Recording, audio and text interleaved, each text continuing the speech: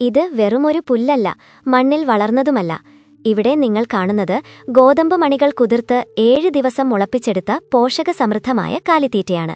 ഇതിനെ wheat grass fodder എന്ന് വിളിക്കുന്നു.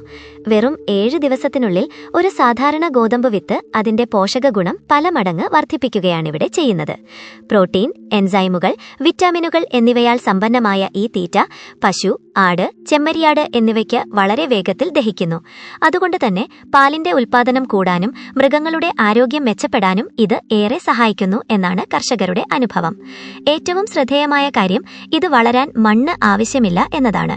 കുറഞ്ഞ സ്ഥലത്ത് വളരെ കുറച്ച് വെള്ളം മാത്രം ഉപയോഗിച്ച് ഇത്തരം റാക്കുകളിൽ നമുക്ക് വളർത്തിയെടുക്കാം. മൃഗങ്ങൾക്ക് നൽകുന്ന സാധാരണ തീറ്റയ്ക്കൊപ്പം ചേർക്കാവുന്ന മികച്ചൊരു സപ്ലിമെന്റാണിത്.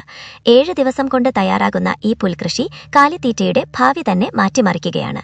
ഈ വീഡിയോ നിങ്ങൾക്ക് ഇഷ്ടമായെങ്കിൽ ലൈക്ക് ചെയ്യാനും ഇതുപോലുള്ള കൂടുതൽ വീഡിയോകൾക്കായി ഈ ചാനൽ സബ്സ്ക്രൈബ് ചെയ്യാനും മറക്കരുത്.